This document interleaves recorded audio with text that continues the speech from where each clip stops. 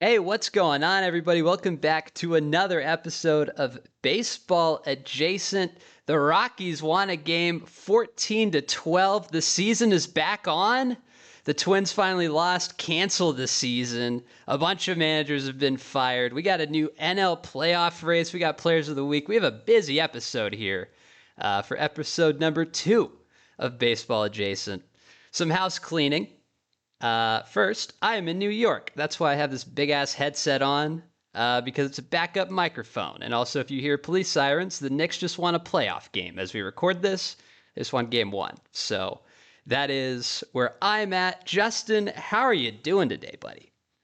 I'm good. I mean, it's good to be in the A, the best city on earth, unlike New York City. But Braves got rained out today, got postponed, so it's not looking all sunny out here in Atlanta now. Obviously, the Braves are in DC, but who cares?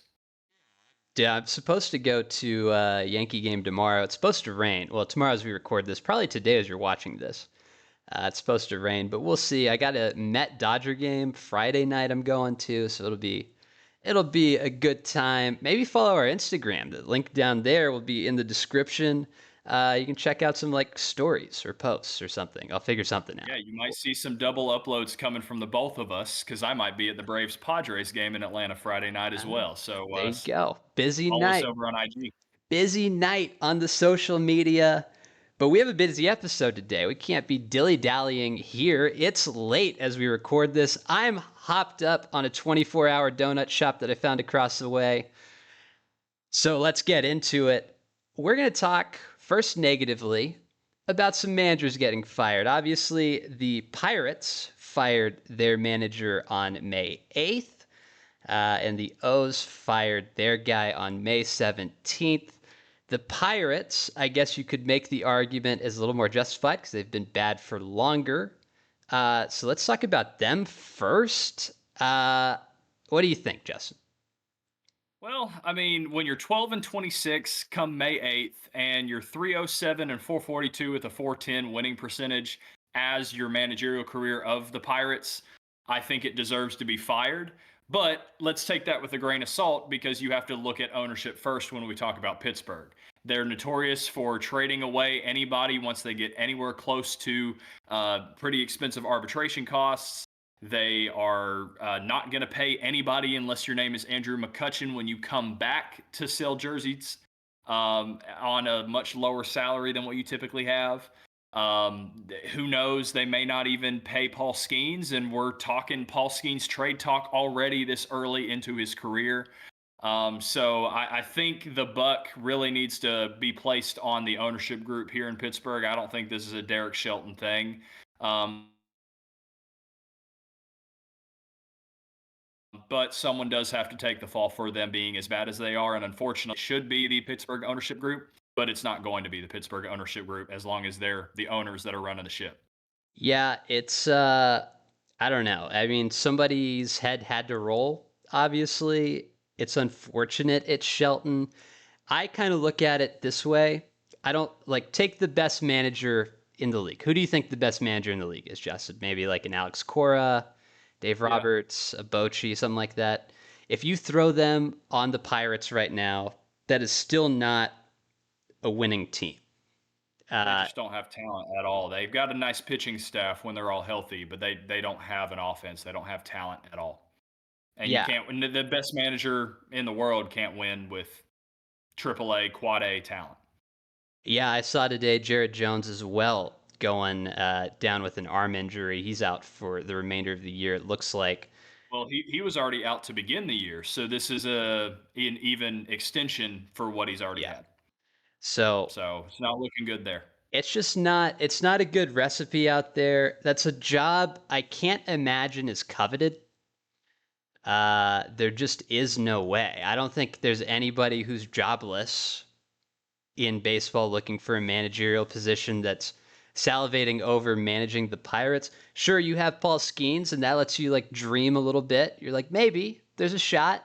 But I mean, the bats just aren't there. They just don't. They don't spend money in a way that's conducive to winning. Yeah, you're right. I mean, the Paul Skeens trade talks. You could make an argument that that's like we need to start that clock now, because the Yeah. return pre-major injury for him is going to be massive. Now, obviously, we hope he doesn't get injured, but I mean, arm injuries are a big part of baseball at this point, unfortunately, and that's maybe a conversation for a different time. But is there a world right now that you're looking at moving him already? Get a haul. You're in year 6 of a rebuild. You're still terrible. Uh, I mean, it sucks if you're a Pirates fan, but man, it's just not it. Yeah, if I throw on my GM cap, like you've got to be open to making a deal. So like one of the deals I've seen thrown around was getting Marcelo Mayer, Christian Robinson, and whoever the other. I'm blanking on the third big prospect in Boston right now. But if you could get a deal that starts with those three in the deal, that would be something that would get over the table. But you look at a bunch of the teams that have prospect pedigree. There's not many teams that have that much in terms of an abundance of prospects to be able to make something happen that way. So you're looking like you're going to have to throw in, if you're the other team trying to get Skeens, you're going to have to throw in another young, controllable major league arm or another controllable major league talent with an abundance of top level prospects. So if I'm Pittsburgh, yeah, like you might need to start the Paul Skeens trade talk to take advantage of that. But me personally, I'm wanting to take advantage of Paul Skeens as long as I have him. He's a generational talent as a pitcher. He's not hurt yet. It does not seem like the Pirates are running him into the ground per se. Yep. They're not throwing him like Jacob DeGrom was being thrown when he was a New York Met, where they're just saying, "Hey, you're throwing 6, 7, 8 innings every single night, no matter how good or bad it goes." It doesn't seem like they're running him into the ground. They're still trying to take care of him, so longevity looks like it could be there. But yeah, it's a weird situation with Pittsburgh because you say if you can get 3, 4 top level prospects, concerning or hoping or assuming they pan out, plus maybe another major league caliber arm that's controllable. Now you've upgraded your team just by getting rid of one player. Now you've got 4 guys that are now controllable, and could maybe go back to your 2012 through 2015 era of like Pittsburgh Pirates fan base loving the team and the team being a consistent wild card winner. But yeah, it's just a tough situation because if it's me, I'm not letting go of Skeens to save my life. But as I've learned being an Atlanta Braves fan and seeing Alex Anthopoulos being my team's GM, you have to be willing to do any deal, even if it's going to piss off your fan base. Yeah, here's my would be the contrarian argument maybe to that is that if I'm a Pittsburgh fan or even a Pittsburgh player, if I'm in the organization and I have watched it's not hard now with the internet to go back the last 6 years, see the roster moves, see what they've tried to do, and it's not a lot. Do you Yeah. trust the front office to make that trade and get a haul that's appropriate? Probably not, Yeah. I if we're wouldn't. honest. Uh, so like times are bleak out there in Pittsburgh, not to pile on more than what's already happening, but I don't know. It Just just another team that needs to sell the team T-shirts. yeah, I mean, I've seen them online, the sell the team Bob. I mean, it's all over the place. They just don't do anything in a way that inspires winning, really, if you think about it. And as long as Bob Nutting is owning the Pittsburgh Pirates, what we've seen on how he runs his newspaper business and how he purchases other things and does not want to put money into those and just creates kind of passive income for himself and how their family as a whole spends things, I don't think anything's going to change as long as he's the owner of the Pittsburgh Pirates, unfortunately, Pirate fans. Yeah, and this, I think they know and they're pretty aware. The Pirates being bad, not a huge surprise. Let's move on to a team that maybe is a surprise that they're this bad, and that is your Baltimore Orioles. They fired Brandon Hyde on May 17th. They're 15-28 at that point. It was not great, but it's a quick trigger, in my opinion. He's were back-to-back 100-win seasons. He had just won Manager of the Year back in 2023, I believe.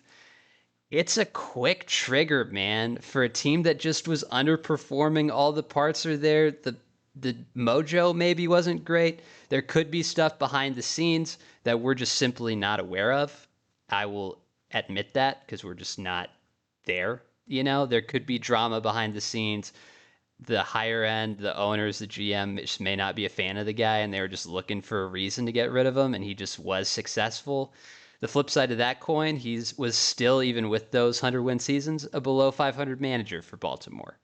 So how are we feeling about that one? That one again, like, obviously, I'm not a Baltimore Oriole fan. I was in Camden Yards for a Braves debacle last year when Baltimore whipped our tails there on my birthday, nonetheless. So it did not make for a great birthday last year. But either way, what I've seen from the Baltimore Orioles, all the talk about the Baltimore Orioles is Brandon Hyde again seems to kind of be a fall guy. As I kind of mentioned, Derek Shelton seems to be more of an adequate fall guy for the Pirates because it has been bad for so long. But Brandon Hyde, I think, just takes the fall for this general manager they've got there, not doing a good enough job investing in the pitching staff to replace Corbin Burns when he left in free agency to go to Arizona. As a Braves fan myself, over here wearing the merch and all that, like Charlie Morton, love him to death. Always going to love him for pitching in the World Series with a broken leg. And he's still a reliable, or at least was a reliable pitcher into his 40s. But this year, he was Charlie C. So me and my dad have kind of this running joke of Charlie A is like the Charlie Morton I kind of expect, like the guy with the good curveball, can get the ground balls, ground ball Charlie or ground Chuck Charlie, I think his nickname is. And can be a very good pitcher when he was an Atlanta Brave and that the games that he would win. Well, then my dad would then watch it, and then Charlie B shows up, and that's the one that's given up 6 runs in the second inning, getting bounced by the fourth, and we're losing the game. Well, Charlie C seems to be the giving up 8 to 10 runs with a 15 ERA or wherever his ERA stands now.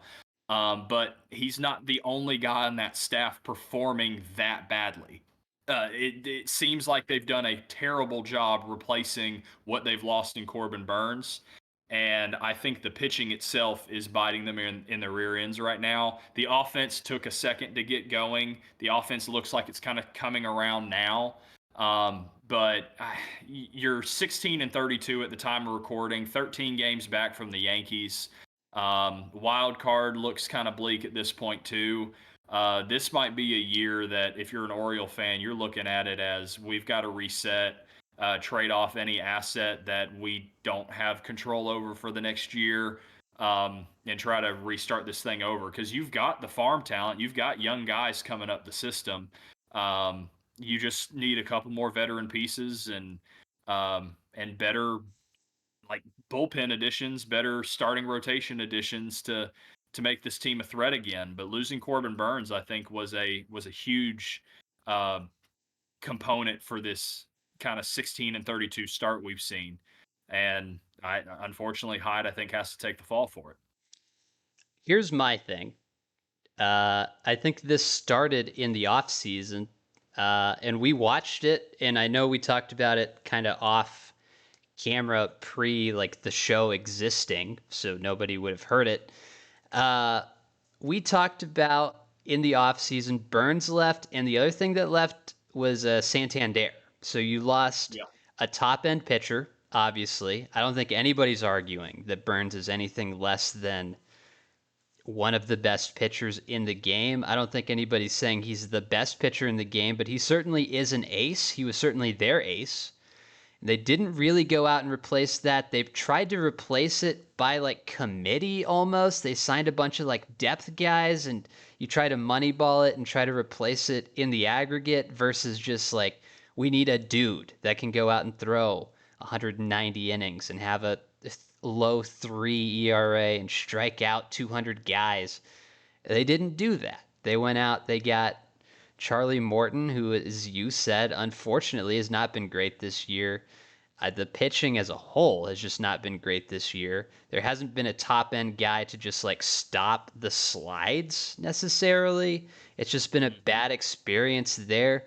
And then also they lost Santander, who, whatever your opinion was on the contract he got in the offseason, that's still a switch hitter that you can punch in. He's going to hit 25, 30 home runs. He's going to hit like 240, 250, 260. He's going to be at least, at a minimum, no matter how you look at it, a reasonable middle of the order bat, and you just need that. And I will give the O's that some guys have taken a step back that you would have liked to take another step. Gunnar Henderson hasn't quite been as good. Adley hasn't been as good. Like, that's okay, I guess. And that can happen. That happens in baseball. Sometimes guys just start slow, but they didn't do a great job of giving them protection. And Santander kind of was that protection on the offensive side in the same way that Burns was on the pitching side. I mean, the bullpen really hasn't even had a chance to show anything because they're just not in a lot of games. So it's just like, again, Hyde getting fired. You needed a fall guy. I guess I get that. Is it all Hyde's fault? I think no. I think some of it maybe is his fault, but guys are just underperforming. So it's the same bit. I'll throw in some Rangers talk because I'm a Rangers fan, in spite of the Mets hat that I'm wearing right now, much to Justin's chagrin. I mean, the Rangers fired their hitting coach. Like a month into the season, they just hired him. He did not make it through like 40 games, I don't think. They just brought in Brett Boone. Same thing. Like somebody's head had to roll. A lot of guys were underperforming. Jock Peterson had that 0 for 43 thing. Wasn't happening, you know. They brought in Brett Boone. He seems to have at least figured out how to hold a bat at the plate, so that's a positive sign. Not that the hitting has been immaculate, but it's been better. I don't know. I think sometimes the coaches get fired and it's not necessarily their fault, but somebody's got to go, and that's the easiest one to replace because you're not going to fire a player. Like, you're not going to go in and cut Gunnar Henderson for taking a step back or Adley, and you're certainly not going to fire a GM. So the manager's just the easiest one to fire. Well, hey, in Braves country, I don't believe this way, but in Braves country, everybody wants Snit gone and everyone wants Alex gone. So, Yeah, that's just kind of the way it goes sometimes. It's that is kind of the cost of doing business as a manager. I mhm. guess that's just like you take that into account when you take a job. Unfortunately, most times in managerial positions, you get fired at the end. It doesn't end in sunshine and rainbows in retirement very often. Nope. Usually you're getting fired, or you're getting let go, or you're mutually deciding to part ways when we Which we we all all know is you're know being fired, but we want to do it honorably. for sure. So I don't know. It's just something to think about. Let us know. What do you think? Down in the comments. Should Hyde have been fired? Should Sheldon have been fired? Should anybody ever be fired? Should we all just keep our jobs and just coast through That's what we baseball want to do. life? Let's transition here. Something that neither of those teams are going to sniff is a playoff race. Why don't you talk us through? There's been some developments in the National League lately. Everything's kind of tightened up. Yeah, so as of this last week, the National League is really tightened up. So obviously, you still have your typical contenders of the Phillies, the Mets, the Cubs, and then this National League West as a whole, other than the Rockies. Like, we just kind of forget the Rockies exist. We'll talk about them when they're breaking the White Sox record from last year to be the worst team in baseball. Yep.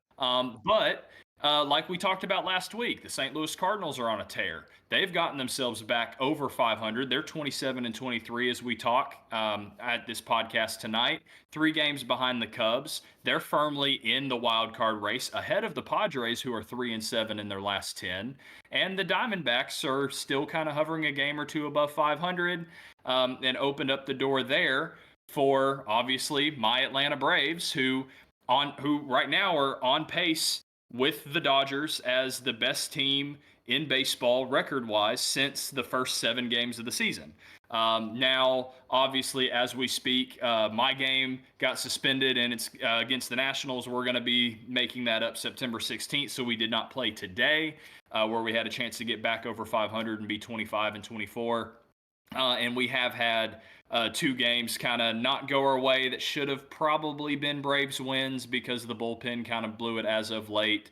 And it does have me a little worried that the bullpen is not performing, or it's kind of getting in this kind of stretch right now where whether it's the snit management of it, where he's kind of predetermining who's pitching and not really reading the game, or more so of just the bullpen guys getting a little unlucky or not performing and kind of allowing the game to go. And obviously Spencer Strider coming back and not looking good on the pitch count outing this last outing he had. I mean, we're looking at a lot of this, and it's like the Cincinnati Reds are still in it, the Milwaukee Brewers are in it. They're kind of middling around 500 right now as of their last 10 and just overall record. So this National League is really starting to tighten up here. And I'm just going to say it here. Like, when Ronald Acuna Jr. comes back for the Atlanta Braves, like, that could be the spark that this team needs. Like, Chipper Jones seems to believe it. There's an article that went out today that this team is about to explode, and it's just needing Ronald Acuna Jr. back in this lineup to do that because of the threat that he brings, being the leadoff hitter. Ozzy Albies is kind of starting to find it as of late. Michael Harris is finding it again as of late. Matt Olson's kind of quietly being good. Austin Riley's being really good. Marcell Ozuna is not as aggressive as we've seen in years past, but he is walking more than anybody in the National League, and I think he's tops in Major League Baseball as well in terms of walks. The dude walks like once or twice a game, it feels like, whenever I'm there.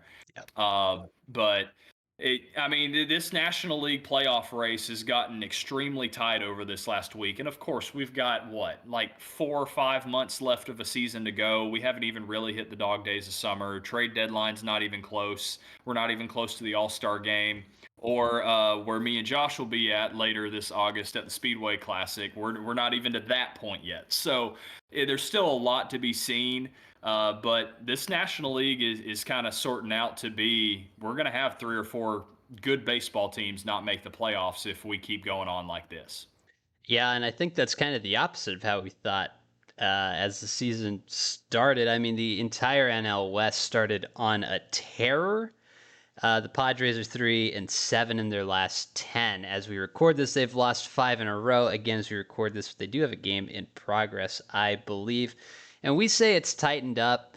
Nobody's like a day away from being in the playoff picture here.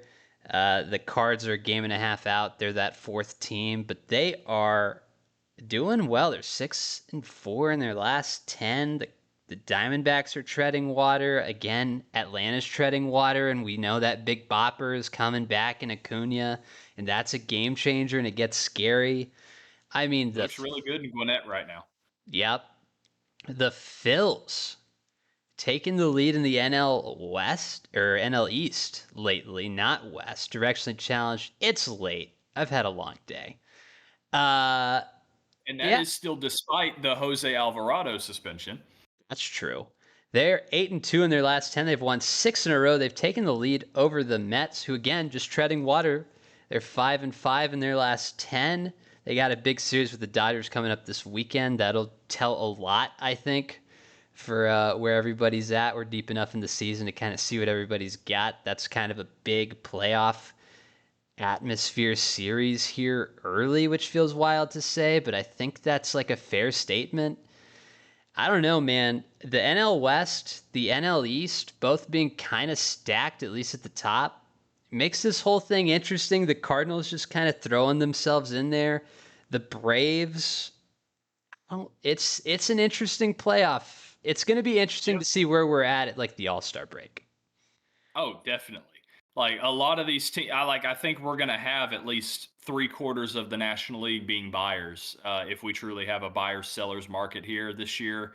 Like, I could see obviously your Phillies, your Mets, your Cubs, your Dodgers being buyers. Your Giants, I don't necessarily think would be buyers. I feel like they just stay put with what they've got, but who knows? They'll probably be buyers.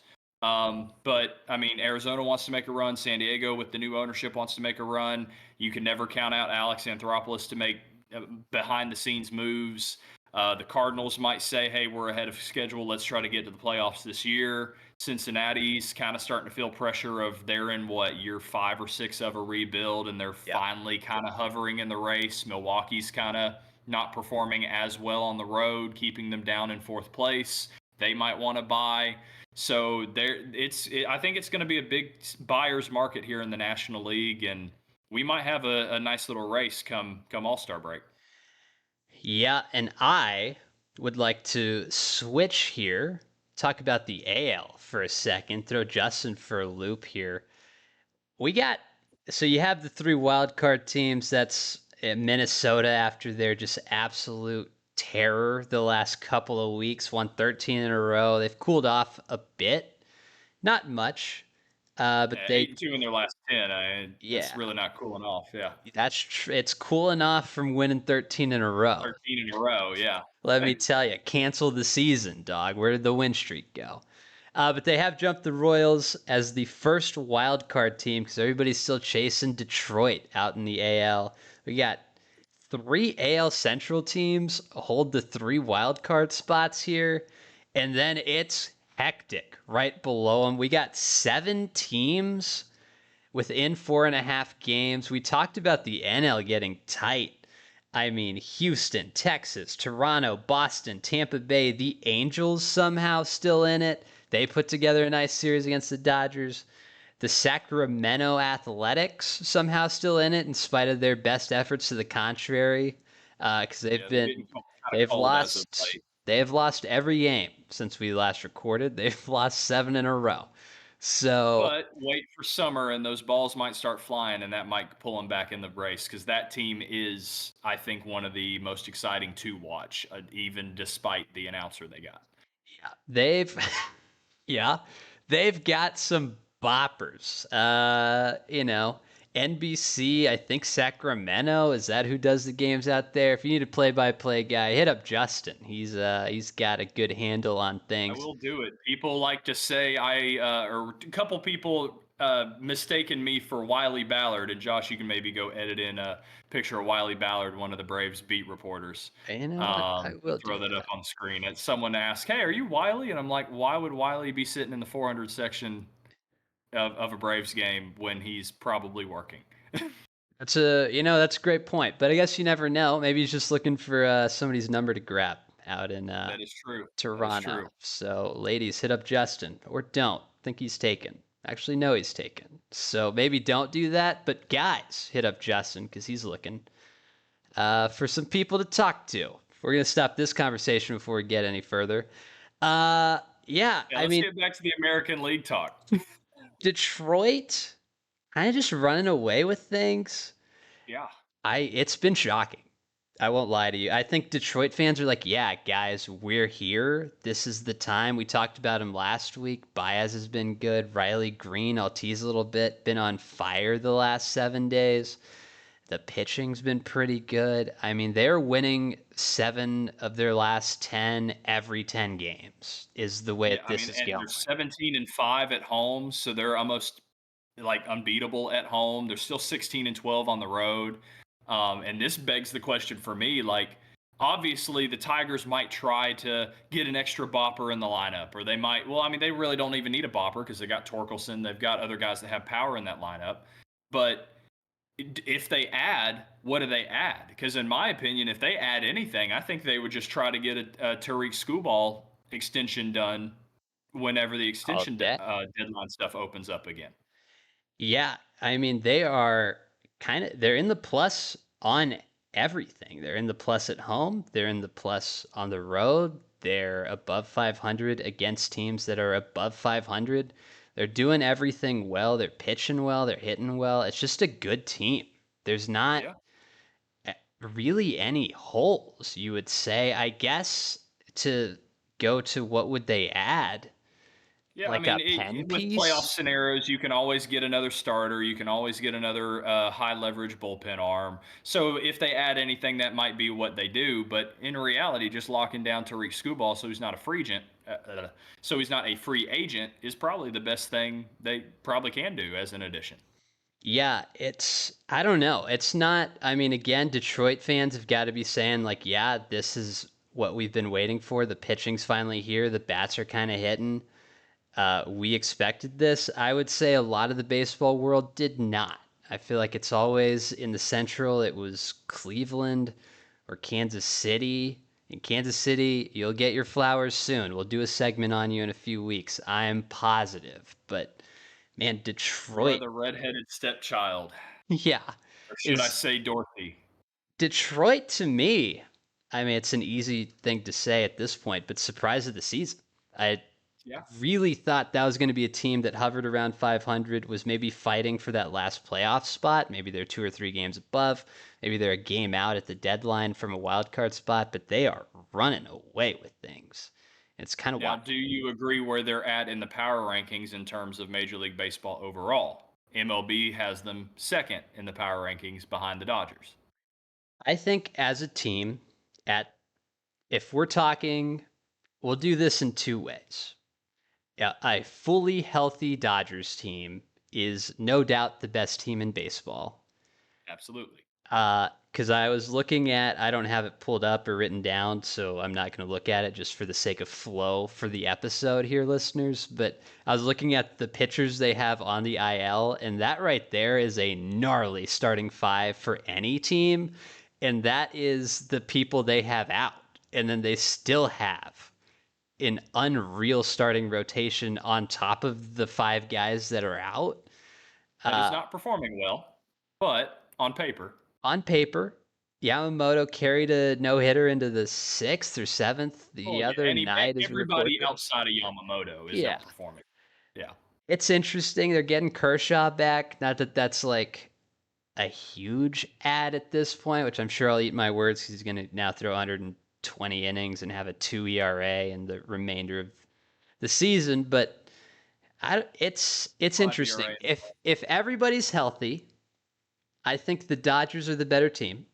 I think as they are going right now, if they met in a series today, and you got to throw like, say it's a, we'll say it's a regular season series. It's a 3 game set.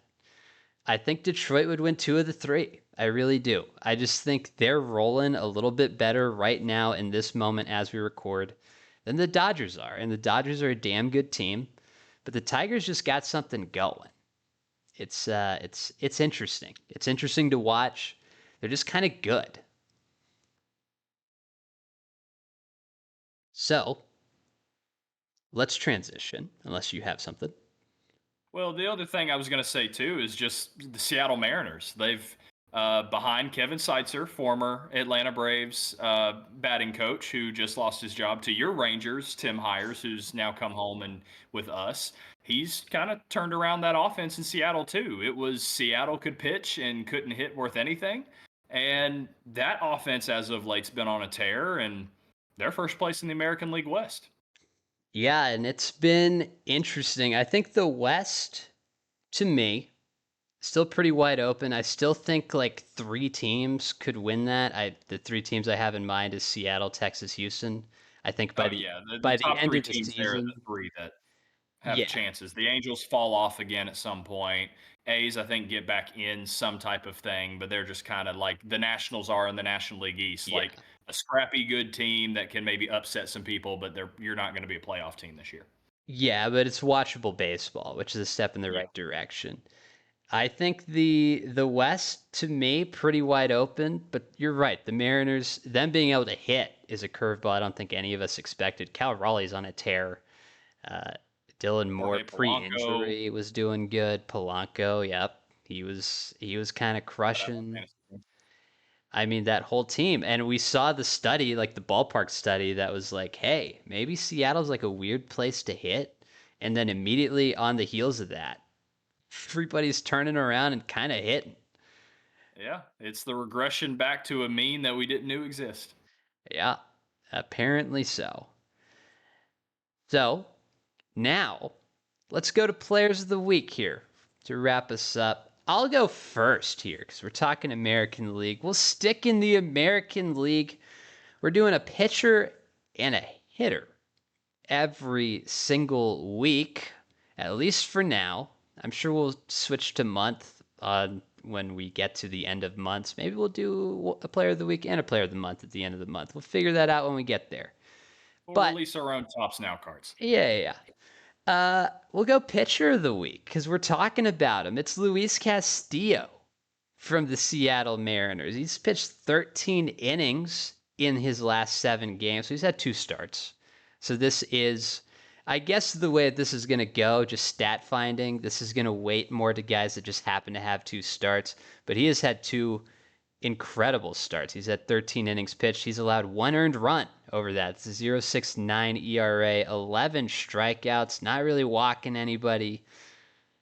Just a pretty good week of baseball there for Luis Castillo. It's finally kind of clicking for him. I feel like he hasn't been peak what they signed him to do until this year. It seems like it's finally coming together, at least this week.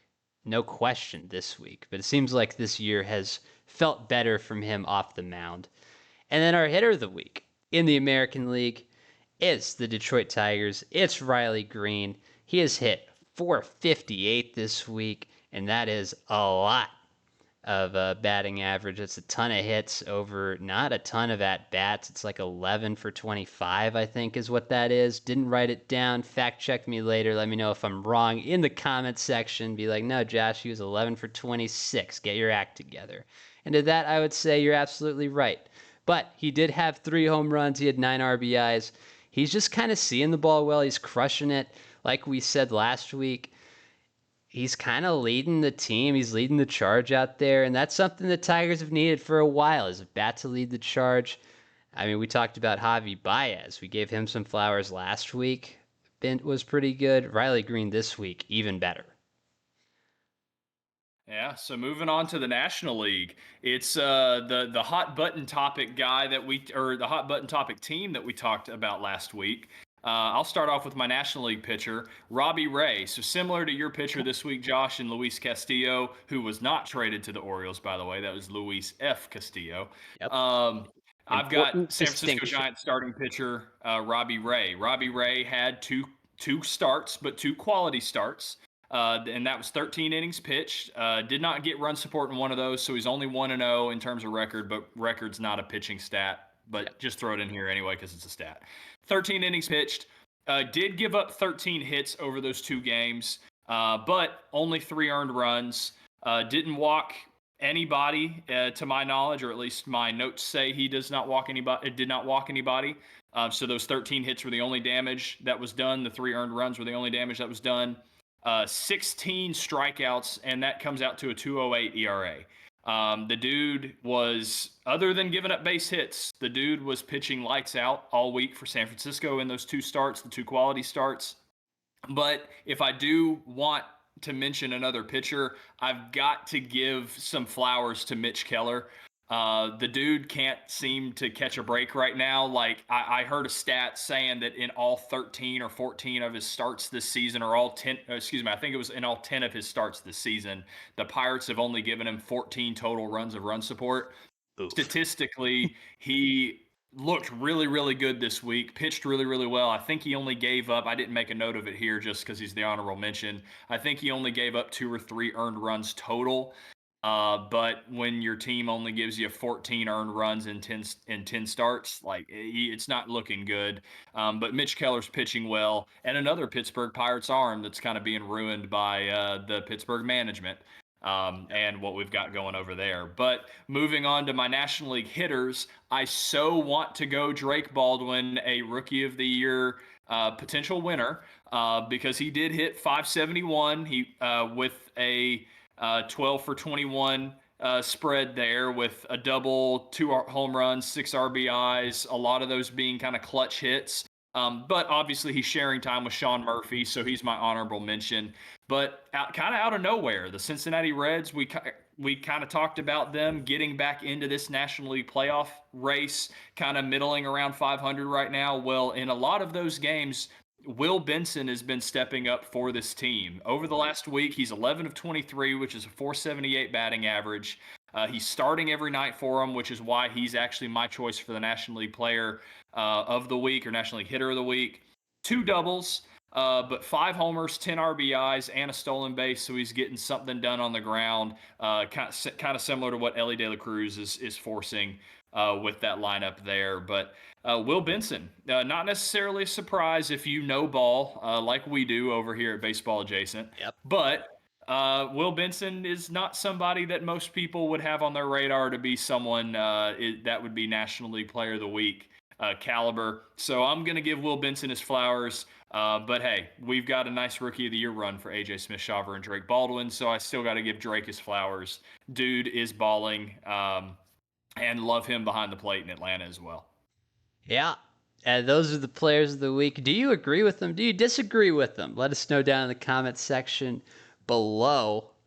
And we'll give you a different player of the week next week once some stuff has happened between now and then. Big weekend for baseball. Let's end on this. Let's talk about some series that are coming up because it's a gigantic weekend for a lot of the teams we talked about this week. There's some interesting series. I'm going to read them off. Justin, I guess on a scale of 1 to 10, tell me level, I guess maybe of excitement and importance, like of you watching a game. Obviously, try to take some of the weight out of the Atlanta bias out. I'm going to read some just That from was fun for me to do. general baseball excitement to watch or see how the series goes. Obviously, the big one we talked about was Mets and Dodgers.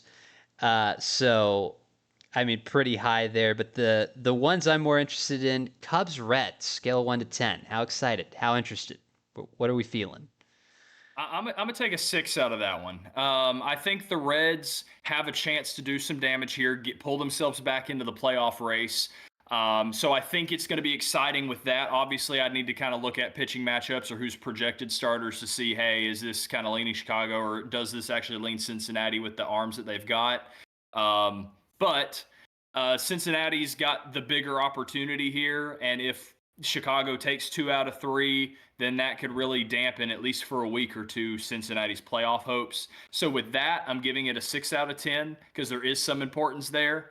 But this one's maybe not as big of a matchup this week comparing to like our Mets, Dodgers, or heck, even Braves, Padres that we're going to have this week as well. Yeah, the first, at least the Friday matchup is Green versus Boyd for Reds Cubs. So that might be worth a watch there on Friday.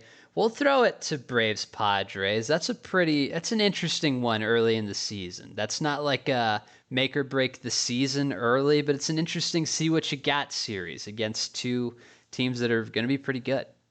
Well, it's a nice rebound series. So speaking as the Atlanta Braves fan here, we went 0-4 before we went then 0-7 to the Dodgers out in the West Coast. But in 2 of those 4 games, really kind of 3 of those games, we had opportunities to win those games. But this will be the next time we face them, and the last time we faced them, this time without Jurickson and Profar in the lineup. So this, I think, is kind of make or break for both teams. San Diego is really struggling right now. They're 2-8 or 3-7 in their last 10.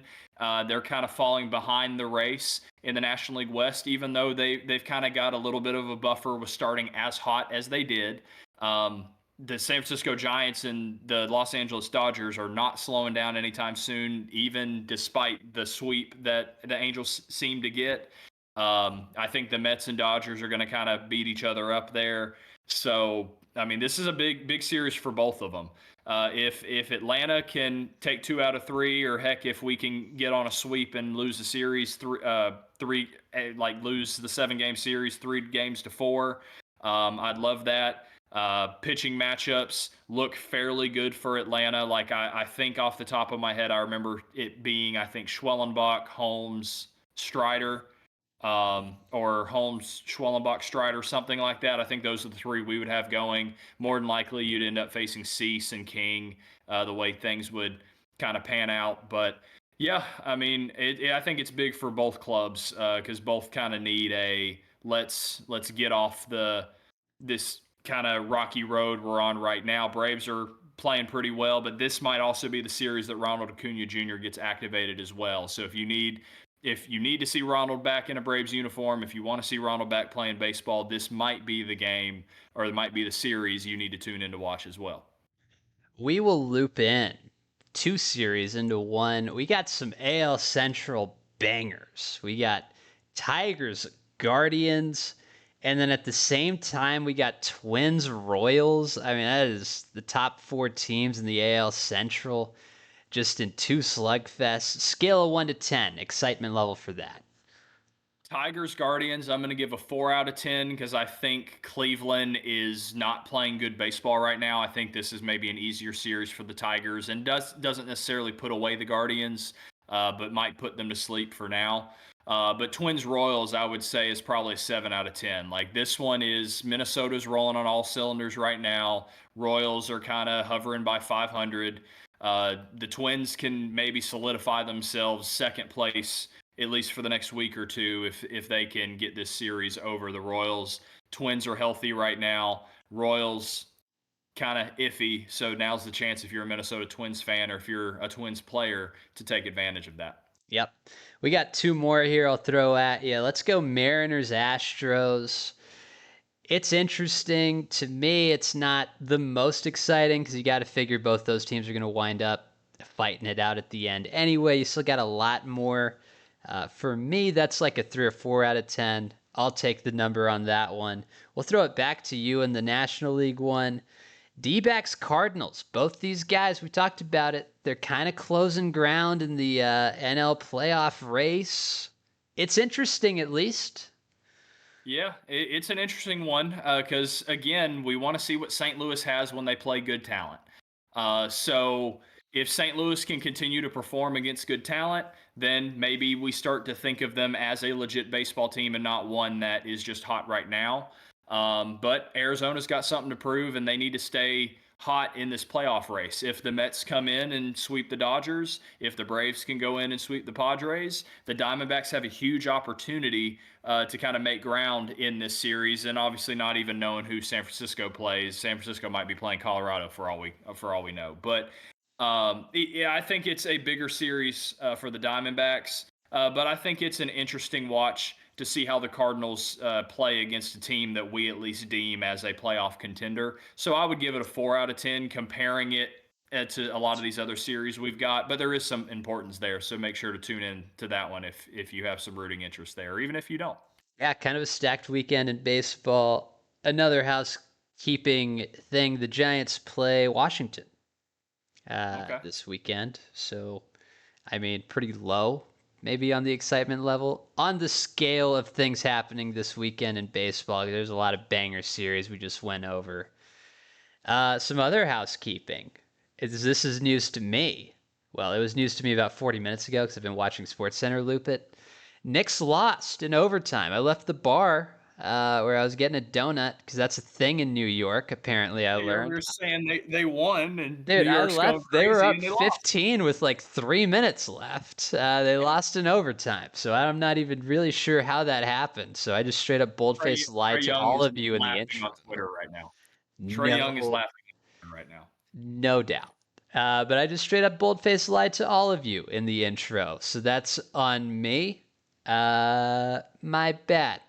But also, if you're watching this, probably don't care a ton about the Knicks, if we're all being honest with each other. And this, I think, has been a great episode of Baseball Adjacent. Thank you all Yeah. for watching. Justin, give us a player for them to comment down below if they made it to the end of the episode.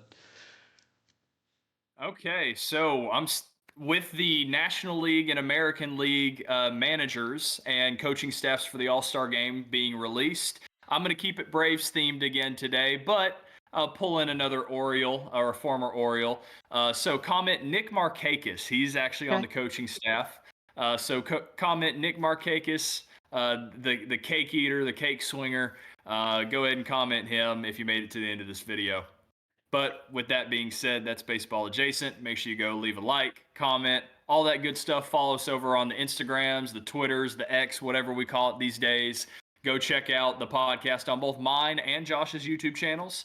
Obviously, mine's just Justin Arth QB. Josh's is Taco Josh 114. So we're gonna have a YouTube page for it at some point, but keep following us. Go like all those posts on social media so we can get those things out, those clips, and all this other kind of stuff. So do all the good housekeeping stuff, and we'll see you around for next week. Yep, we'll catch y'all in the next one.